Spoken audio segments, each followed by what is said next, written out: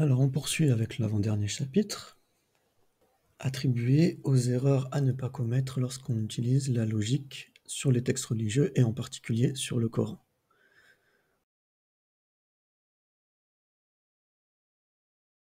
Alors la première des choses déjà qu'il faut faire, c'est bien sûr de respecter tous les principes et les règles de la méthodologie logique. D'accord ?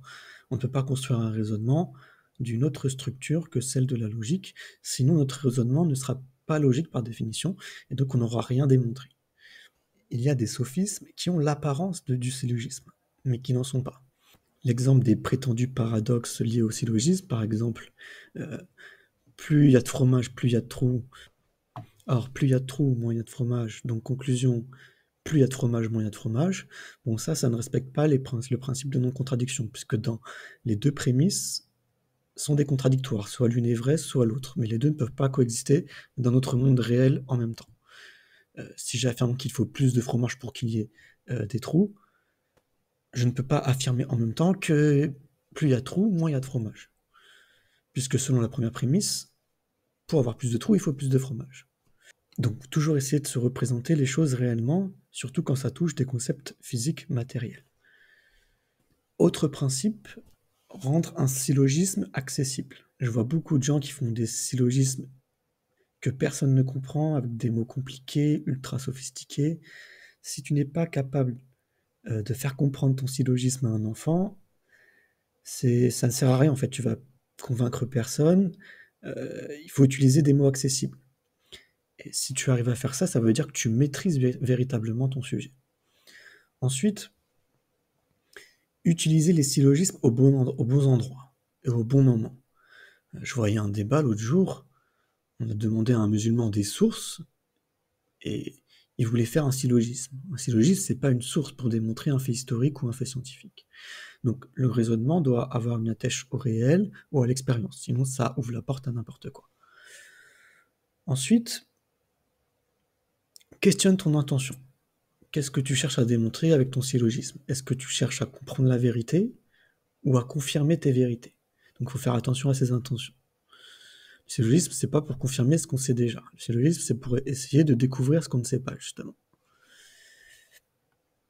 Et enfin, pour terminer, et en fait pour commencer véritablement cette vidéo, ce qui va concerner, on arrive à ce qui est plus important et qui va être l'essentiel de cette vidéo, c'est qu'il faut respecter évidemment les principes de la logique. Et ces principes, parmi ces principes, il y a le principe de non-contradiction, mais on avait laissé de côté le principe d'identité. Et le principe d'identité, on va voir que sur les textes religieux, c'est un gros morceau. Alors le principe d'identité consiste, en soi c'est pas très compliqué, à simplement conserver la même définition d'un terme, tout le long d'un raisonnement. Donc si tu utilises un terme avec une définition, il faut que du début à la fin de ton raisonnement, il conserve son identité, donc sa définition. Donc quand on a dit que A est égal à, bah A doit rester A, d'accord ? Donc c'est là que déjà Aristote, dans son Organon, déjà il avait prévenu de faire attention aux homonymes, parce que les sophistes, à ne pas confondre avec les soufis, d'accord, rien à voir, les sophistes ce sont ceux qui font de faux raisonnements, et qui pour ce faire parfois changent le sens des mots, et ils font des pirouettes langagières pour se sortir d'impasses logiques. Et la plupart du temps, les non-initiés, ça reste inaperçu. Donc c'est vraiment des manipulateurs. Par contre, on va parler un petit peu des soufis. Ce sont nos maîtres spirituels dans l'islam, d'accord ? La plupart des grands savants de l'islam étaient soufis. Et même ceux qui sont à l'origine des 4 grandes écoles de jurisprudence, ils ont dit que du bien des soufis. Donc la première des choses, lorsqu'on va utiliser des raisonnements logiques sur le Coran, si on veut préserver le principe d'identité, c'est d'utiliser évidemment les mots trouvés dans le Coran. On ne va pas prendre une définition française d'un mot qui a une origine d'une langue étrangère, d'accord ? Pourquoi ? Parce que toute langue a ses subtilités de son époque et de son contexte que toute autre langue d'une autre époque n'a pas. Qu'est-ce que ça veut dire ? Ça veut dire que même l'arabe d'aujourd'hui n'est pas l'arabe du Coran. Et même l'arabe classique, en fait, qui s'en rapproche un peu plus, n'est pas l'arabe du Coran. On sait tous que le français d'aujourd'hui n'est pas le français d'il y a 3 siècles. Il y a des mots dont le sens premier aujourd'hui ne l'était pas il y a 3 siècles. Donc on ne peut pas prendre des définitions de l'arabe d'aujourd'hui pour comprendre l'arabe du Coran. Ça aussi, c'est une chose importante. Alors j'ai déjà donné plusieurs exemples dans mes vidéos précédentes, et on va en voir d'autres dans cette vidéo, mais très souvent, concernant les traductions du Coran qu'on a en français, il va y avoir des interprétations exégétiques. Ça veut dire que la traduction d'un verset va être influencée par les tafsirs d'un paradigme idéologique, et donc perte de sa neutralité. Si par exemple vous traduisez le Coran à la lumière du tafsir d'Ibn Kathir, par exemple, bah c'est pas le Coran que vous avez traduit, c'est la compréhension du Coran selon Ibn Kathir. Et ça, c'est ce qu'on appelle une falsification. Un bon tafsir, normalement, commentaire du Coran, donc, est censé respecter aussi, c'est sa première règle. Sa première règle, c'est le principe d'identité. Donc la première règle, quand on fait un tafsir, c'est d'expliquer le Coran par le Coran. C'est-à-dire qu'on va pouvoir trouver des définitions de certains propos à l'intérieur même de celui-ci. On va donner un exemple, c'est l'exemple qu'on donne le plus souvent, par exemple dans la toute première sourate, sourate Al-Fatiha. Si on lit le verset 6 et 7, donc guide-nous dans le droit chemin, le chemin de ceux que tu as comblés de bienfaits, non pas de ceux qui ont encouru ta colère ni des égarés. Donc qui sont ceux que tu as comblés de bienfaits? Eh bien la réponse, on la trouve dans un autre verset du Coran qui nous dit, donc c'est le verset 69, sourate 4, ceux-là seront avec ceux que Dieu a comblés de ses bienfaits. Donc qui sont-ils? Eh bien il dit, les prophètes, les véridiques, les martyrs et les pieux. Et quels compagnons que ceux-là. Donc ça, c'est l'exemple classique. Le problème avec certaines exégèses classiques, c'est qu'ils vont faire ça au début, et puis après ils vont se perdre dans le hadith, dans les révélations, le contexte de la révélation, au lieu de revenir au Coran. C'est-à-dire qu'ils ne vont pas continuer avec cette méthodologie. Et ça, c'est un des reproches qu'on peut faire au tafsir d'Ibn Kathir, parce que pour exactement le même verset, pour expliquer ceux qui ont encouru ta colère ni des égarés, eh ben Ibn Kathir, au lieu d'appliquer la même méthodologie, il va chercher dans le hadith qu'il ne maîtrise pas. Il va prendre la parole d'Ibn Abbas et dire que le passage qui parle de ceux qui ont encouru la colère et ceux qui sont égarés, ce seraient les juifs et les chrétiens. Et sans s'appuyer sur des passages du Coran, mais seulement sur des hadiths qu'il ne maîtrise pas, je le répète. Donc déjà, un tafsir comme celui-là, je sais déjà qu'il est idéologique et qu'il n'est pas intéressant, et c'est un livre d'histoire simplement qui, voilà, qui retrace la pensée d'Ibn Kathir, mais ça ne concerne que Ibn Kathir. Donc le sujet de la vidéo maintenant, c'est pas ça. Le sujet de la vidéo, c'est de bien comprendre le Coran. Et c'est pour vous montrer que l'importance du Coran, elle est dans toutes les sciences, y compris donc dans la science du tafsir, revenir au Coran par l'explication du Coran lui-même. Dans les sciences du hadith, c'est pareil. Il n'est pas permis de citer un hadith qui rentrerait en frontale contradiction avec le Coran. Et encore une fois, je me demande comment ils font pour savoir, sans la maîtrise de la science logique, ce qui est contradictoire ou non. Donc on poursuit. Toujours dans les traductions du Coran, pour influencer la compréhension du texte, aussi parfois vous allez trouver des petites notes de bas de page qui n'ont aucun sens, qui ne sont évidemment pas sur l'original, donc pourquoi on aurait besoin de notes de bas de page si elles n'y sont pas sur l'original? Et notamment sur des notes de bas de page concernant l'abrogation d'un verset par un autre. Quel est l'intérêt? Ça, on en a parlé dans la vidéo précédente. Ce qui n'est absolument pas justifié, ça n'a pas lieu d'être, comme si le musulman lambda allait faire un lien quelconque avec un verset qui n'est même pas dans la même sourate. Donc faites attention, la majorité des traductions sont problématiques. Il y a des versets qui ne sont toujours pas traduits aujourd'hui dans un français normal, peu importe l'édition. Il y a toujours des traductions qui sont prises avec une littéralité accablante, et on va voir des exemples plus loin dans cette vidéo. C'est vrai qu'une des choses qu'on recommande fortement à une personne qui se convertit à l'islam, c'est d'apprendre un minimum de notions en arabe, et si possible d'apprendre la langue arabe, si elle a des moyens, c'est toujours mieux. On sait très bien que c'est pas possible pour tout le monde, ça c'est une évidence. Une grande majorité aujourd'hui sont incapables d'écouter un prêche en arabe, et ce n'est pas un mal en soi, ça participe de la diversité des langues que Dieu a créé dans ce monde. Mais aujourd'hui, grâce à Internet, il y a beaucoup d'outils, de dictionnaires en ligne spécialisés dans le Coran qui commencent à voir le jour et qui permettent de comprendre un peu mieux, qui rendent accessible le texte dans son originalité, pour celui qui veut absolument se rapprocher au plus proche de ce que dit le Coran. Et donc même si on ne parle pas l'arabe, on peut toujours essayer de le comprendre et de l'étudier tout le long de sa vie. Sur ces questions-là, j'ai mis 2 citations à l'écran, je vous laisserai la lire, donc une de l'imam Ash-Shafi'i, donc qui explique que c'est indispensable pour un musulman d'essayer d'apprendre au moins sa langue, et il explique très bien que toutes les ambiguïtés qui peuvent surgir pour un profane, eh bien, dès qu'on apprend la langue arabe, elles commencent à se dissiper. Et ça c'est vrai, n'importe quel musulman qui commence à faire ces efforts-là, il va le vivre. Pareil, j'ai cité Averroès, donc il explique très bien, et ça fait partie de la méthodologie, c'est-à-dire que lorsqu'on a un énoncé qui est contraire à la raison, eh bien on n'a pas le droit de le prendre sur un sens littéral. Donc voilà, je ne vais pas étayer plus sur ce sujet, ça serait un autre sujet, je vais essayer d'avancer, et je vous laisserai faire vos recherches par vous-même. Maintenant, il y a des erreurs qu'on va faire par rapport aux traductions, et ça on va en parler. Ceux qui prennent le texte directement en français. Une des erreurs qu'ils peuvent faire, et je vais vous expliquer pourquoi vous ne pouvez pas interpréter le Coran et aller au fond des choses juste avec le français, c'est que justement, la polysémie d'un mot en français n'est pas forcément la polysémie d'un mot en arabe. Donc on rappelle ce que c'est que la polysémie. La polysémie, c'est le fait qu'un mot puisse avoir plusieurs sens. C'est-à-dire que le même mot qui s'écrit de la même façon, d'accord, c'est pas la même chose que l'homonymie exactement.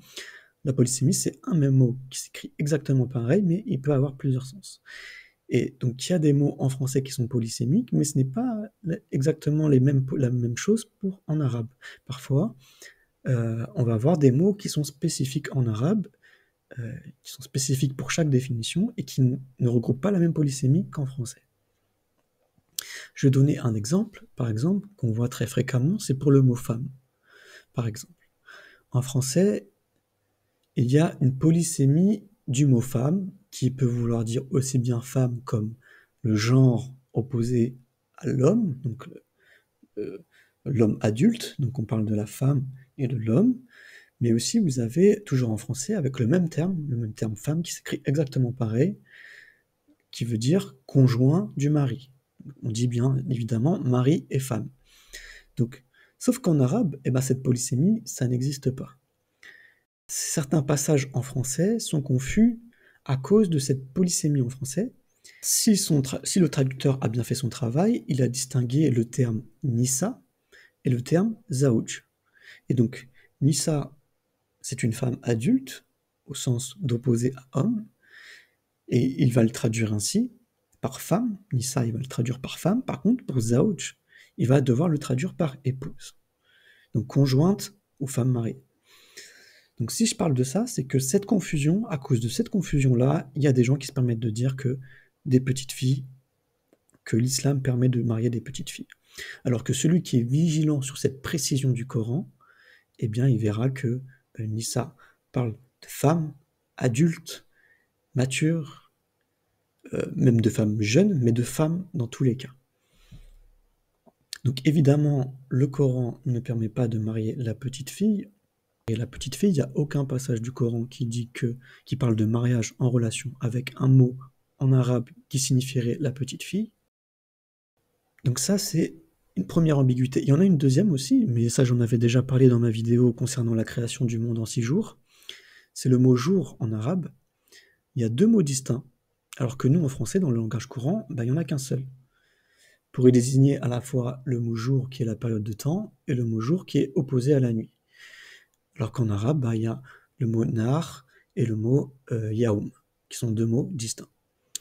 Donc ça, c'est une première erreur qu'il ne faut pas faire, de prendre le texte en français et de pouvoir commencer à appliquer des définitions sur ces mots avec des définitions françaises. Maintenant, pour revenir sur cette notion que le langage humain n'obéit pas à la logique. La logique, c'est ce qu'on va appliquer au langage, d'accord ? Ça implique que les langues humaines, en elles-mêmes, ne respectent pas forcément la logique. Sinon, on parlerait tous comme des robots, de façon totalement informelle, à la ChatGPT et on n'aurait plus aucune émotion, enfin, on n'aurait rien d'humain en réalité. Et donc, ce que je vais vous démontrer, c'est que justement, dans le langage humain, très souvent, il va y avoir la perte du principe d'identité. Donc là, je vais vous faire une petite démonstration. On va prendre 3 mots que je ne prends pas au hasard, évidemment. C'est pour vous illustrer ce qui arrive dans les langues en général et à cause de ce qui peut arriver dans les traductions. On va prendre le mot main, le mot pied et le mot cou. Le mot cou avec un P à la fin. Donc si on va chercher la définition classique de chacun de ces mots, on commence par exemple par le mot cou, qui est un mouvement par lequel un corps matériel vient heurter un autre. Voilà, donc on a un mouvement, un objet qui vient heurter un autre objet. Ça, c'est la définition du mot cou. Maintenant, le mot main, donc c'est une partie du corps humain servant à toucher et à prendre, située à l'extrémité du bras et munie de 5 doigts. Ok. Maintenant, le mot pied, extrémité inférieure du corps humain, articulée à la jambe, permettant la station verticale et la marche. Ok. Donc ça, c'est des définitions classiques, hein, rien de particulier. Bon, peut-être que ces mots sont polysémiques, mais c'est pas le sujet ici. Maintenant, si je commence à combiner ces mots de manière logique, si je mets cou et pied ensemble, donc cou plus pied, ça va donner coup de pied. Tout le monde comprend qu'on peut additionner les deux définitions. D'accord ? Un mouvement par l'extrémité inférieure du corps humain qui vient heurter un autre corps.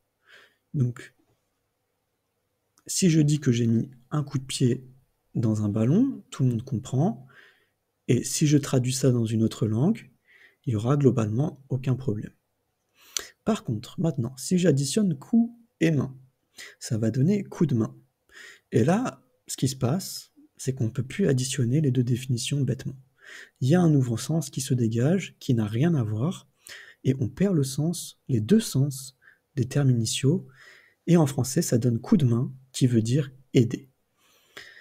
Maintenant, imaginez que je traduise la phrase « j'ai donné un coup de main à un ami » en anglais de façon littérale. Si on fait cela, ça va être catastrophique, parce qu'ils vont comprendre, ils vont reprendre les deux définitions, et ils vont se dire, celui-là, il n'est pas net, il est violent avec son ami, pourquoi il lui donne un coup de main ? Donc c'est là le danger, de ne pas connaître ce qu'on appelle les expressions idiomatiques d'une langue, et évidemment le Coran possède ses propres expressions idiomatiques, et je vais le démontrer, on va poursuivre avec ça, et si vous ne le connaissez pas, si vous ne les connaissez pas, eh bien vous allez croire, comme avec les histoires de couper la main, que le Coran est un livre qui permettrait certaines violences. Donc, pour revenir sur ces expressions idiomatiques, qu'est-ce que c'est qu'une expression idiomatique ? C'est une combinaison de mots dont le sens ne découle pas directement de la signification littérale de chaque mot pris à part. Alors ça, c'est une définition que j'ai trouvée sur Internet, pas très académique, mais elle est très simple et très efficace, très accessible. Donc si vous voyez qu'il y a un souci au niveau de votre raison, il y a une science qui s'appelle la balagha. La balagha, c'est une science qui a été développée pour préserver le sens du Coran lors de la traduction dans d'autres langues, d'une part, et puis aussi pour démontrer l'inimitabilité du Coran, d'autre part. Donc l'inimitabilité du Coran, c'est pas le sujet de cette vidéo. Nous, ce qui va nous intéresser, c'est les expressions idiomatiques. Et donc cette science de la balagha, qui veut dire éloquence, elle est constituée de plusieurs branches, qu'on ne va pas non plus voir en détail, donc, puisque dans ces branches-là, il y a la science de l'inimitabilité. Mais avant ça, je vais vous citer un verset du Coran. Donc, ce verset, c'est le 7e verset de la sourate 3. C'est lui qui t'a révélé le livre contenant des versets à la fois clairs et précis, qui en constituent la base même, ainsi que d'autres versets susceptibles d'être différemment interprétés, et c'est à ces derniers versets que les sceptiques avides de discorde prêtent des interprétations tendancieuses, alors que nul autre que Dieu n'en connaît la signification exacte. Quant aux vrais initiés, ils se contentent de dire « Nous croyons en ce livre, car tout ce qu'il renferme vient de notre Seigneur, ainsi seuls sont enclins à méditer ceux qui sont doués d'intelligence. » Donc je vais commenter un peu ce verset qui nous dit qu'il y a des versets qui sont clairs dans le Coran, dont personne ne peut nier l'existence et qui constituent la base et la structure même du message. Maintenant, il y a d'autres versets qui sont susceptibles d'être mal compris, qui sont susceptibles d'être interprétées si on n'a pas ces bases, justement. Donc ici, le Coran nous appelle d'abord à avoir les bases, avant de pouvoir vouloir interpréter. Pour connaître la signification des versets qui sont sujets à interprétation, on a l'impression que le verset nous dit nul autre que Dieu n'en connaît la signification exacte exactement. Cela voudrait dire que on ne pourrait jamais atteindre cette signification. Ce qui est faux. Vous savez très bien qu'en arabe, quand on dit que Dieu seul sait ou Dieu seul est le plus savant, ça ne veut pas dire qu'on n'aura jamais la signification. Ça veut dire qu'il faut patienter, qu'il faut apprendre, qu'il faut étudier. Et la preuve à ça, c'est pourquoi Dieu aurait fait descendre un message que l'être humain ne pourrait pas comprendre. En fait, ça n'aurait pas de sens. Bien sûr que Dieu n'a pas fait ça. Et il faut comprendre la fin du verset où il dit « Seuls les vrais initiés, les gens qui méditent, ceux qui sont doués d'intelligence, vont pouvoir obtenir cette interprétation qui vient de Dieu. » Mais il faut méditer, donc ça suppose réfléchir, patienter, jusqu'à ce qu'on n'ait plus de doute sur le sujet. Si vous avez encore un doute sur le sujet, ça veut dire que vous n'avez pas encore éclairci le sujet. Et donc, plus vous allez avoir de la science, plus vous allez voir que les mots du Coran vont s'éclaircir pour vous. Autre verset que j'aimerais citer, c'est le verset 24 de la sourate 14. « N'as-tu pas vu comment Dieu propose en exemple une parole exquise, semblable à un arbre exquis, dont la racine est ferme et la ramure donne sur le ciel. » Donc, sourate 14, verset 24. Alors, cette science de la balara, justement, qui est celle de la rhétorique, elle s'inspire de cette image de l'arbre. Elle est souvent divisée en trois grandes sciences, même s'il y en a plus en réalité. En fait, ça va dépendre des auteurs, etc. Mais en gros, on dit souvent qu'il y a la structure, c'est l'image de l'arbre, il y a le tronc, il y a les branches, et puis il y a le feuillage et les fruits, etc. Donc vous savez, la première science dans la balara, qui s'appelle Ilm al-Mani, qui est la science des idées, qui va s'intéresser à la forme, à la syntaxe, à la grammaire, au choix des mots, donc c'est plus la structure du texte. Donc ça va être le tronc. Si on prend l'image de l'arbre, vous avez Ilm al-Bayan, qui est la science de la clarté. Donc elle va s'intéresser à tout ce qui est l'image, à la figure de style, etc. Je vous ai parlé des comparaisons, des métaphores, des métonymies, on va en voir quelques-unes. Donc ce sont plus les branches, les feuilles, etc. Et puis vous avez les fruits, les petites feuilles. Donc ce sera Ilm al-Badi, donc là c'est plus les ornements, les rimes, etc., les intonations, l'émotion. Donc voilà toutes ces sciences qui existent. Et donc ce qu'il faut savoir, c'est que même à l'intérieur de ces sciences-là, il y a encore plusieurs branches, etc. C'est extrêmement complexe. Hein. Et donc presque chaque figure de style et chaque aspect de la rhétorique va avoir sa propre science. Donc je vous mets à l'écran quelques exemples. Par exemple, un exemple de la métaphore. Donc dans la sourate 17, verset 84, « Abaissez-leur l'aile de l'humilité ». Exemple de métonymie, « Interroge la cité ». Exemple de personnification, c'est lui qui pour vous a rendu la terre docile. 67, verset 15. Donc tout ça, vous voyez que on ne peut pas prendre le texte dans sa littéralité et que même les Arabes du 7e siècle, ils avaient une certaine éloquence, donc ils utilisaient les figures de style. D'accord, c'est pas moi, au 21e siècle, qui invente quelque chose de nouveau.